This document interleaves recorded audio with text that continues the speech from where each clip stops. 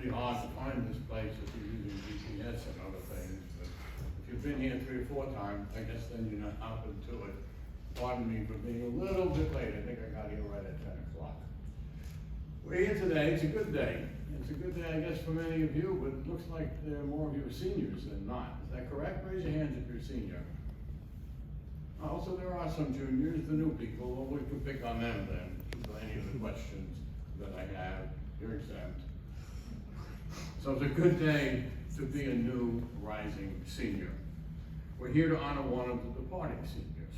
You know him well, Dallas. Let me give you a little bit of background on my foundation. I started it in 2016. The purpose was supporting educational activities that I thought needed a little bit more emphasis. Things that I had seen throughout my career that I hadn't been able to pay attention to, like teaching Italian history. I never taught Italian history, but I am still very passionate about Italian studies, Italian language, and Italian history. So the foundation looks to fill in some of those deficiencies in my own career. The range is very wide, however. It's not just Italian studies or Italian language and history. We do enter into other projects that don't necessarily relate to Italian studies. We are especially involved in high schools, though, and our most prominent award is, we're known for in New Jersey, the Garibaldi Award, which goes to students who study Italian and who have had some good community service in order to obtain the award or to qualify for it. We've gone from, I think there are 36 of these awards, and they range in schools from Hamilton down in the south to Dumont up in the north. So we're kind of statewide, but we don't hit every school. That would be impossible for a small organization like this. We're also known globally for our WorldCast in environmental sciences. We've had 3 of them. And this gives students a chance from all over the globe to interact with each other, talking about the problems of importance in their local communities. So we talk about the rainforest. We've got students from a school that's in the rainforest in Brazil, and so on. And we've covered a good area, not the whole world, that's for sure. It remains to be done by others. I have to point out Francesco here. If it weren't for him, we would not have had WorldCast 2023, because I am technologically inept, and he volunteered to do it all. And he did, so we had WorldCast 2023. Other projects include our Little League donation. How many of you are in the Little League? None of you guys are in the were in the Little League? Uh-oh, well, the coaches were, Well, we dedicated a statue to, well, have any of you heard, or those, you will know, the coaches probably know, who the founder of the Little League was? Anybody? No, you see, that's why we gave him a statue, because nobody knows his name.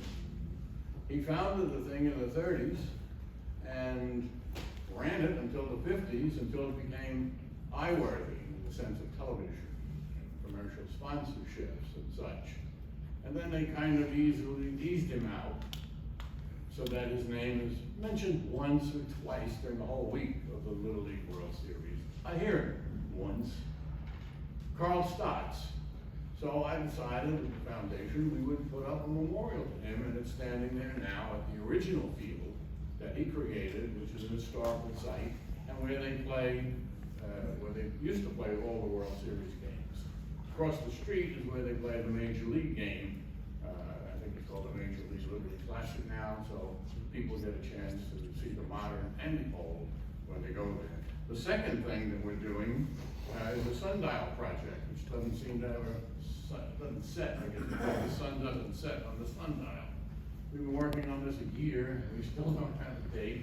It's to honor a family that brought, and this is going back to Italy now, Italian arts and culture to the United States in the form of terrazzo. I don't know, is terrazzo here? Anybody got? You should know, huh? not terrazzo. So there'll be terrazzo somewhere in your school, and somewhere in your churches, and in your public buildings, the airports, et cetera, et cetera. Well, there's one family that I happen to know of, brought most of the people over here from the beginning of the 20th century. So we're dedicating a sundial in Union City, and that will be sometime, we hope, June is the latest. So you see, we do a lot of things. In terms of this award, we've done a lot too. We've given out 6 of these in the years that we've been in business. And so you have the 6 recipients. All of them are outstanding high school athletes. The first 2 are all-state track runners. The next one was an all-state hockey player, second in the balloting for Hockey Player of the Year in New York State.